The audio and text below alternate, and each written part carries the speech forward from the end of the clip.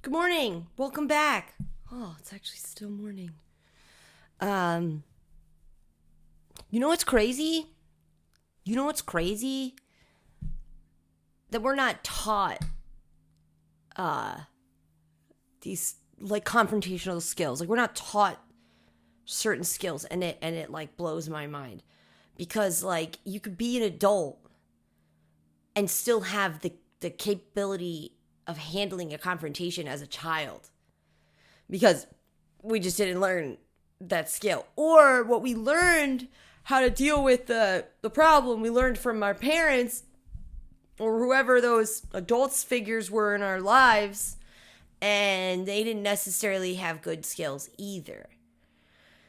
Now, I think I'm bringing this up. I was just talking about it with someone, and it's like, we don't even know that these things are learnable. Like, we really believe that depicts our authenticity, the unknowing, the ignorance, kind of, right? And the way we handle confrontation or just like challenges, we think we're handling them authentically, but you're actually handling them with a lack of wisdom, a lack of knowledge of capability, because you weren't taught. It's not, you're not just the way you are. Like, and also here's the thing: if you're not sure if that's the way you are or not, practice a new way. For instance, here's a great example. So I thought it was my authentic nature all right, angry, used to be really angry. So right out the gate, I would just be like, rah. And that never solved any problems. So then later on during the healing journey, we learn dialectically express from a place of calm. I feel blank. I feel this way because, and these are the boundaries that need to be put in place because you can't do that to me again. Like, whatever. Then you learn that. But then I really thought that, okay. And then I thought, if that doesn't go well, like if you take the time to be dialectically expressive and communicate interpersonally effectively, and the person decides to still be an asshole, I thought that meant I had righteous pathway to then basically make them sit the fuck down. Like, just sit down. And I'd say condescending, hurtful things. Or not even, I would just say, like, I would get scary and mean, like, you're not allowed to effing talk to me that way. Like I've expressed to you in a very kind way how you're not allowed to talk to me that way, and you told me I deserve to be talked to that way, so now I'll show you who deserves to be spoken to in an ill-mannered way. You. And that is also not right, but I was feeling like, because it's coming out of me naturally, that's me authentically. But that anytime I would embody that expression, I would suffer physically, mentally, emotionally. Even if that person apologized, understood my point of view, and we left good, I was still deteriorating on the inside, because that is not me authentically. That is a learned behavior. And we really have to like splice these learned behaviors away from our authenticity and who we actually are. Because who I am, I'd rather not be in that conversation. And I'm now recognizing I'm allowed to do that. I'm allowed to just say, no, thank you, and just not have anything to do with it. And now, I'm chill. I'm good. Does that mean people don't still like piss me off or bring me to a point of feeling of disrespect? Yeah, but at the same time, I don't stay around long enough to get there. So with like a bunch of people. So when it does happen, it's really obvious for me. This isn't where I'm supposed to be. I don't really allow the opportunity. Like some guy really wanted to argue with me yesterday in the parking lot. I could tell, but who cares? I don't need to. I don't want to argue. So he was trying to come at me for having the club on my car, and he was like, "It's the safest place around here. My car's like unlocked and running. You don't need that." Okay, sir. Appreciate you. My family's from a different area of the country. We just take things a little more precautiously. He goes, "Yeah, but this area," like literally talking to me like that. And I just went, "Okay. Whatever, bro." Because when my car gets stolen, or if it gets stolen or broken into, because I listened to you, Mr. Strange Man, I don't know, are you going to come and buy me another one? Are you going to remedy the problem? So then stay the F out of my business. But see, we can't avoid people like this because it is society. Whether or not they're NPC characters or not, and trying to send you on a side quest of anger, I get to choose that side quest. He came to me, he presented me with a side quest option. I could argue with this man in the parking lot and make him feel dumb. I could do that with my higher intelligence. Or can use my higher intelligence to stay on course with the goal that I'm in the middle of doing, right? And just shrug it off because it doesn't matter. Because that's not my main quest. I can entertain him if I'd like to. That's an option. That's a choice. But I don't have to. Oh, it's so freeing. And some people might not see that as freeing because they might be like, "Yeah, but I want to go where I want to go, and I don't want to have to leave that place because of other people's ignorance." I understand. Trust me. And they seem to flock to all the places that we want to go. I get it. But that's life. You're meant for the next stage of evolutionary growth of our species. So you are going to be one in a lot, out of a lot, like one of 100. And that's you. So there's going to be 100 people around you that didn't make the cut, the Darwinism cut. And they're going to try and argue with you about how you take care of your own personal property. But like why I keep trying to drill in the concept of the NPC character is so that you recognize you have a choice. You're the main character. Do you accept that side quest of argument? No, don't have it then. Dude didn't open the door for me either when we got to the door. I was like, really? You're gonna walk around town berating people for their choices of moral judgment, and you don't even open the door for two women? Not even worth my time to argue with. This man's obviously lost, and that's cool. I don't need him to be found. I'm not Jesus the shepherd. I mean, I know that we're supposed to be good Christians and help our fellow man, but at that, there's some people where I'm just like, sorry, bro. You either get it or you don't at this point. You're an older gentleman picking a fight with a 30-something-year-old. Like, chill out. And I'm a chick. Like,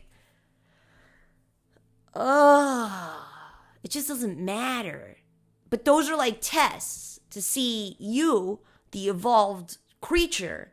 What are you going to choose? Because that's going to decide and dictate the next level that you are given to overcome, to evolve. So how are you going to handle that lesson? How are you going to handle that test of the NPC character? Because they're not a main character. They're not the boss level. They're not. So it's whether or not you want to go down that side quest or not, and see if there's extra loot down there. But then after a while of going on this life quest, you recognize not all loot is worth doing the side quest. You can go get that loot elsewhere, or you can find it wherever. So you don't know, you also learn that, yeah, there's some side quests that just aren't worth your time, frustration, and anger. And that's most side quests that anybody who comes up to me with like a random negativity. That's a side quest I don't need. Because I don't need to prove to myself or validate myself as being more intelligent or more wise or more compassionate. I don't need all that. Like, it's fine. They can live where they're at and I'm still a valid person. I don't need to prove my validity off of the NPC character. That's like weird, right? Because they're not even like a part of the main gameplay. So why are you wasting your time trying to do that? Yeah, they're just distractions. You know, if it was a side quest like help the old lady to the car with her groceries. Excellent side quest. Sign me up. I get bloop bloop bloop level up points for that in dopamine, serotonin, oxytocin.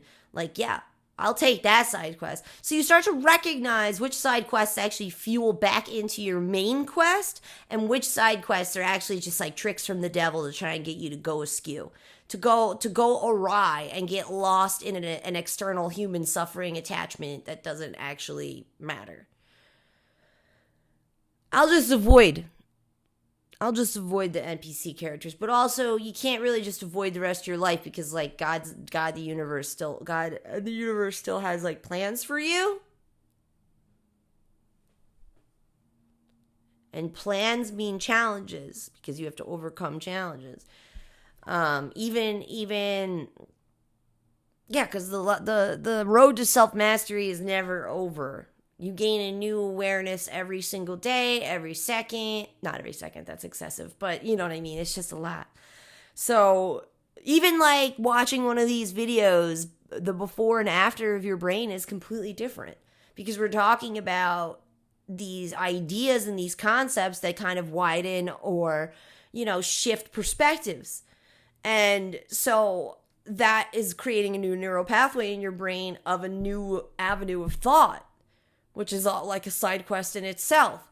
But this is maybe a side quest you gain from, that it would fuel and feed back into your main quest, making it worth the step off the path and go into that, waterfall area or whatever. And with that concept, it teaches us that that's very much how we should be living our lives as well.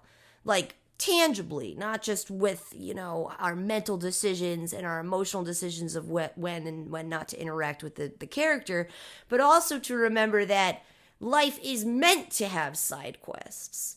We are not supposed to tunnel vision towards an end goal, because in all reality, the goal is fueled by the side quests. So the correct side quests, that is. And it's up to your discernment and choices of free will to get you closer to that goal. And it's all, once again, a test. You have duality choices. You will always have dual choices. The entire universe is based off of duality. Sun and moon, night and day, positive and negative. So you're always going to have that. So if you think... if you just are always on the one path, the one main artery, that's actually not going to get you to your goal faster, because detouring down these side quests that are meant for you supplies you with an extra wisdom or knowledge that can be applied back to the main quest. You are never supposed to just maintain a solitary line through the woods of your journey, of your quest of life.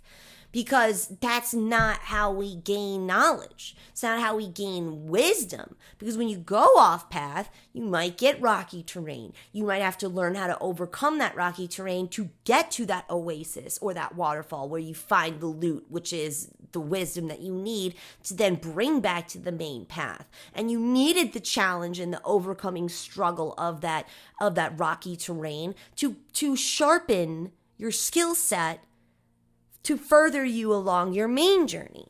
And that's where the whole concept of alignment comes in to play, because when you are aligned with yourself authentically, it's easier to make those decisions on which side quests will fuel back into the journey and which side quests just lead you astray.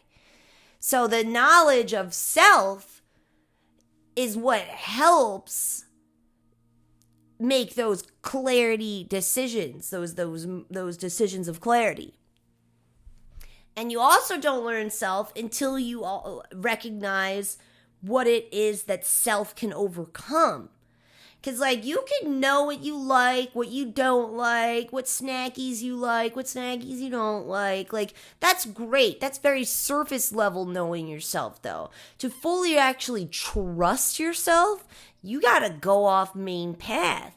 You gotta struggle bus, because it's within the darkness we find our own light and reignite our own empowerment.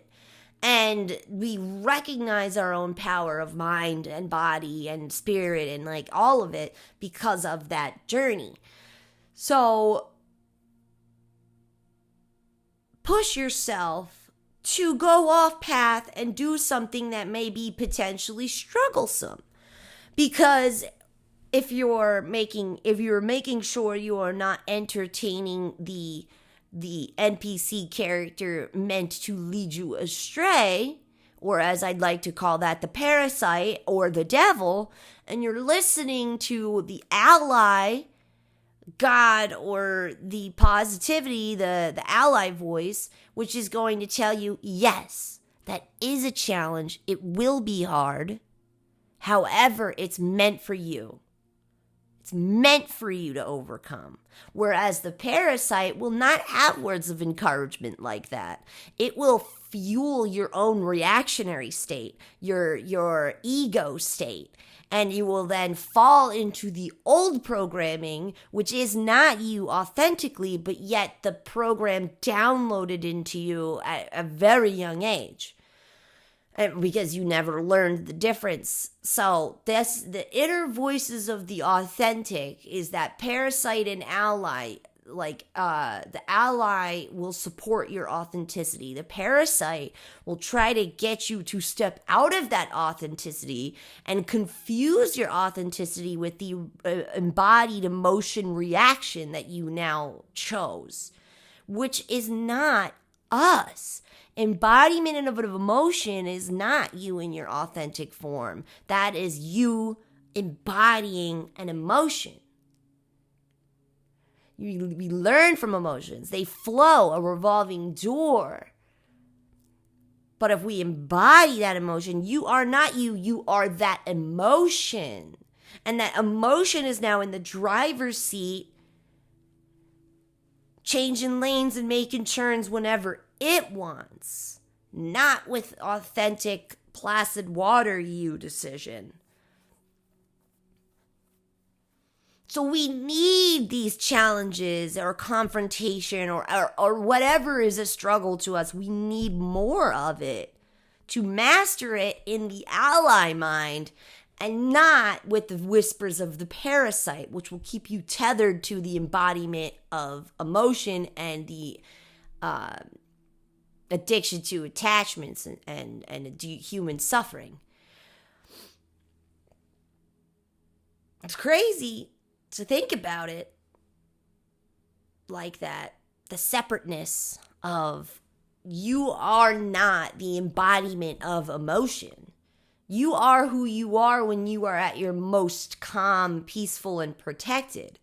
So how can we go on the quest of life, choosing these side quests of challenges, maintaining the vibe or the overall encompassing embodiment of that, of peace.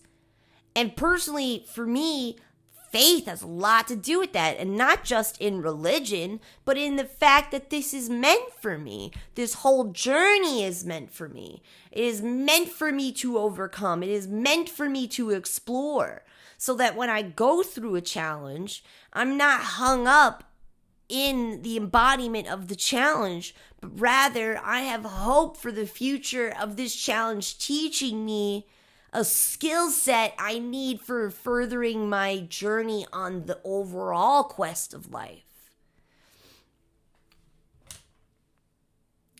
How can you carry hope, faith, belief, self-trust, just that positivity for the outcome through the challenges of the side quest? Because that's also a part of the test. They say patience isn't the ability to wait, but rather the ability to remain peaceful while waiting and in good spirits and not rushing and feeling resentful. Patience is the ability to sit in that space with trust. Let that soak in. Because it's not enough to know how to wait. You have to be able to wait and maintain the vibrational frequency of that, of attracting what it is you deserve. But if you drop that energy, you drop that vibrational frequency, you will attract low-lying entities of things. More suffering. If you're suffering while you're waiting, if you're suffering while you're patient, you will attract more suffering at the end of that patience, not the blessing that it is you're waiting for.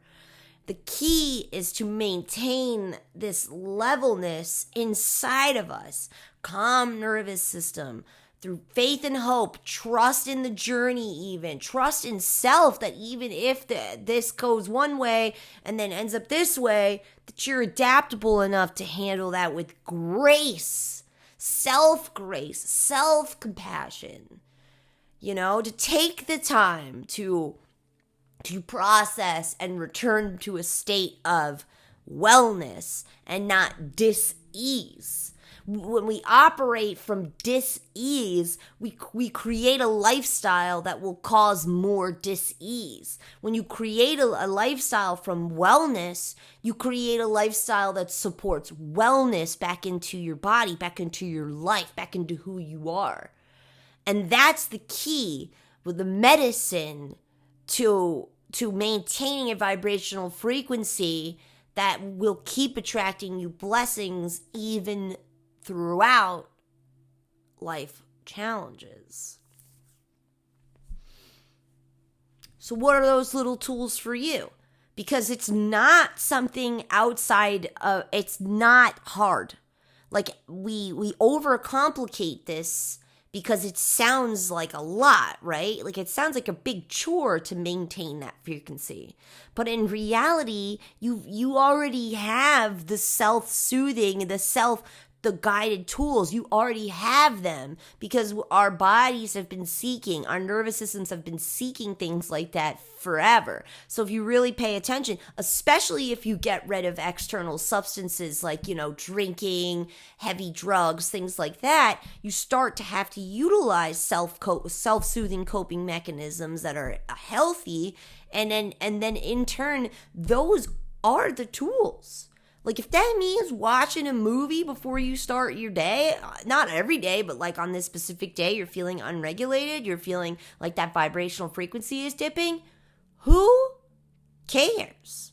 If you need extra snacks that day, pack a lunchbox. Even if you're not like going somewhere like to work, but you have shit to do around town, pack a little box, put it on your front seat of your car and have little snackies as you go. Like feed the soul what it needs. And feed the world what it needs, genuine authenticity. And how can you maintain your authentic form in a state of wellness and not a state of dis-ease? And then whatever those tools are, that's what you cling to. healthy ones, please. And like, if you have quite like comment, I'll suggest some healthy tools, but it's more simple than you think.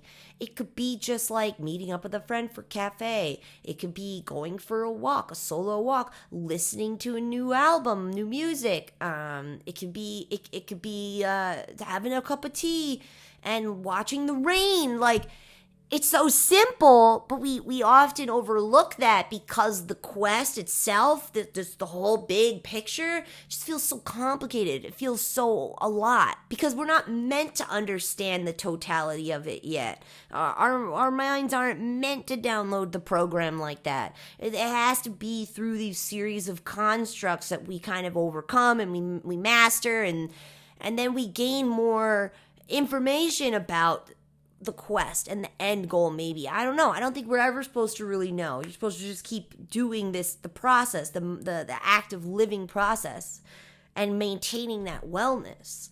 When we sacrifice our wellness for dis-ease because we consider, I don't know, honestly, just don't do that. I don't know why you're doing it, if you are doing it, but never sacrifice wellness for dis-ease. And if you do want to try something new that could surround the new thing with feelings of dis-ease, then you need a proactive plan to go into that with wellness, something that brings you wellness. And being honest and accepting all these parts is the key, because when we suppress what we need for wellness for the sake of, I don't know, fitting in or trying not to seem vulnerable, that's really what it is. I feel like we constantly are trying to hide our vulnerabilities, but like at the end of the day, isn't it so true that anytime you speak upon a vulnerability in a room, especially with people that love you, they're like, holy crap, I'm so glad you said that,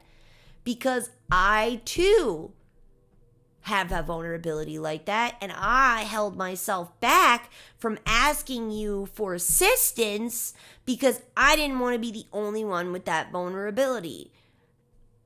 And it keeps us separated from helping each other. So, and here's the thing, there's nothing wrong with vulnerability. I find the deepest connections are made through vulnerability, not through comparison or through mutual agreement upon what is negative. You know, everyone likes to jump on the bandwagon of like, this sucks. Yeah, it sucks. Now we're friends. That's not the vibe either. But honest, authentic vulnerability has brought me the best relationships in my life, because we're just people. And when we can all get off that soapbox and get to the same eye level as people, we recognize it's just life. Life's meant to have vulnerabilities and overcoming challenges, but if we're supposed to just hold that all up inside and pretend like we're not on the quest of life, you're doing an injustice, man. You're doing a disservice. If we can all just eradicate these walls of separation and recognize we're all doing the same exact thing, and communicating that from a place of vulnerability and authenticity can look a lot like, brother, listen, I get where you come from. Like, I understand, but home, dog, like, this is too much. Like, I can't handle that. Like, I just can't handle what's happening right now with whatever it is you're doing, this situation. And, like, it makes light of it. Like, I'm not going, if I can't handle it, I'm not going to try and handle it. And that opens up this avenue of vulnerability, and usually both people kind of melt. Like, we're just like, yeah, so why are we doing this? Like, let's just figure this out, you know? Because vulnerability, authentic vulnerability, is not weakness. Trust me, it's not. I have never felt more empowered and strong in my life than when I've finally learned that vulnerability is not synonymous with weakness. Or pity or hopelessness or whatever. No, you're allowed to be vulnerable and strong. You can be vulnerable and kick ass. You can be vulnerable and still have really strong boundaries for how people should treat you. Doesn't mean you're a lesser person because you have vulnerabilities. No, it means you need to protect yourself more. And that might mean you looking more stern. That might mean you being like, no to those distracting side quests, the lead you astray side quests. You need to learn. You don't have. Some people, that's fun for them. They have the energy to handle the astray one and then come back and then do the right one and then come back. I don't have that anymore. I can't go down the wrong one. It takes me so long to get back to the path, and then I gotta go down the right one. It's exhausting. So now, like when that dude in the parking lot, I'm just, okay, buddy, whatever. Like, it's your world, dude. Enjoy that. I'm just here for the freaking barbecue. Like, I'm here for the ribs. It's your barbecue. I'm just here for the ribs. Like, whatever. Because I don't care. Because it's not my life. That whatever he's doing. Like, I'm just here to enjoy the food. I don't care about your world and what you're trying to get me to understand about it through a negative type, especially if you're coming at me with the tone in your voice. I'm just here for the potato salad. Like, I don't want whatever else is coming with that. And you're allowed to have that attitude. And you know what? Make your plate and get out of there. It's all right. Find another barbecue. Like, whatever. Or make your own barbecue and not go out. But you're often going to run into people who really believe that their perception and their viewpoint on life is the only and correct way. Like, and here's the thing, as the evolved person that you are, you're supposed to recognize that it actually doesn't matter that they think that way. Yeah, it's gonna hurt them in the long run, eventually. But it doesn't matter to you. It shouldn't. And when it does matter, that means we accepted the quest. The sidebar astray quest. And, because, like, I could have argued with that guy. I tried to make a joke. That's my first go-to. If I go to make a joke and they still don't get that, if they don't laugh and they still want to be like this, then I just say, whatever. Whatever. They just lost the opportunity to be pumped up by my light. I'm not saying that in an ego way. That's just like who I am authentically. I have the capability to make people laugh and smile. That's like a gift of mine. So like, if you don't want to let that resonate onto your heart because you want to be right about the protection I use for my car, that's your loss, home dog. But I'm not going to change who I am and meet you on that disrespectful level. I'm just not, because it's exhausting and I don't have time for that. Like, I have to carry emergency chamomile mint everywhere I go. Not everywhere, but, like, I do sometimes. Like, especially if I'm doing, like, obnoxious chores, you know? Just something that's could be potentially stressful or cause dis-ease. Chamomile mint. Like, because I want to stay on the main quest. I want to only choose side quests that are going to fuel back into me and feed me with what I need to be able to master myself. And I think the discernment of which quest is meant for you and what isn't is the first step. And that's why you're going to keep getting like that guy in the parking lot until you like train it into your brain that all quests like that are useless for you. For you and for your future of growth. Yes, that quest is useless to you. You know? Ugh. Like, challenge me, bro. You're trying to challenge me in an argument about my personal free will choices. That's not... You got no basis there. You got no validity there. You know? And like, it's like knowing that and being able to go, oh, that's an NPC character trying to lead me astray. You could just kind of brush it off and maintain that alignment. with who you are authentically.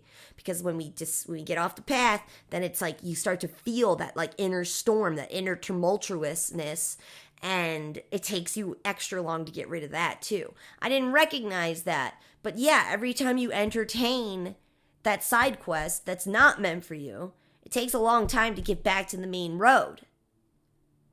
And that's what happens when you let your emotions get affected by entertaining that side quest not meant for you. And it takes you a long time to process and let go of the emotions you just picked up by getting frustrated at the NPC character, who isn't even a main character. And that's what I use to help myself not. Because I'm like, this isn't even I've met the end level bosses before. And trust me, they are intelligent. They will try to manipulate you. They are hard to discern and beat. So the obvious ones, train yourself to know them. Get comfortable with them. Because then it'll be easier to start picking up on who's that final boss. It's going to be like a conglomerate of all those astray side quests. It's going to be like a conglomerate of them all. And what's the best is sometimes that boss level isn't on purpose manipulating you, but they've built their lifestyle to support their filtered opinions based off of their past traumas. So they're not seeing reality the same way as you are. So that's a level end boss because they really believe in what they believe in. They really, and they will utilize the intelligence and the words and the dialectical behaviors therapy even. They might even have those skills. And that can be very confusing. Like this person is doing the right things in concept, in theory, but it feels so wrong, and they keep saying like red flag words that are definitely not in the right place. And that's how you know you've done the right thing, you've reached your boss level mode, and you've got to overcome the boss level now with grace and compassion and self-preservation. For me, that looks like a lot of walking away. I don't really have to teach anybody. I don't need to do that. If you guys want to, if that person wants to like sign up for a course, sure. But we don't do that for free. Okay, guys? We don't do that. The main thing is to recognize it and then plan your response accordingly, which could be leaving.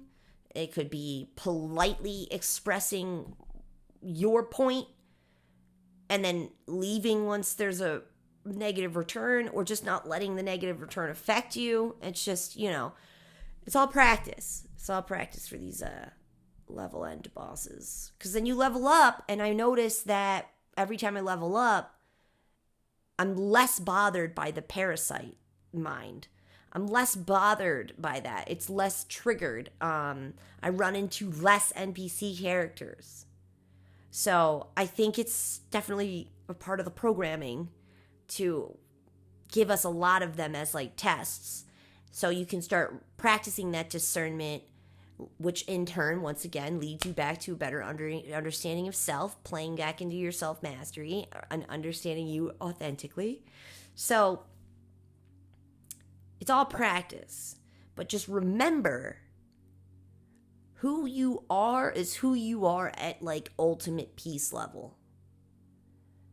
When you embody an emotion, you're getting out of the driver's seat, getting in the passenger seat, and you are allowing the emotion to drive you down whatever road it wants you to go.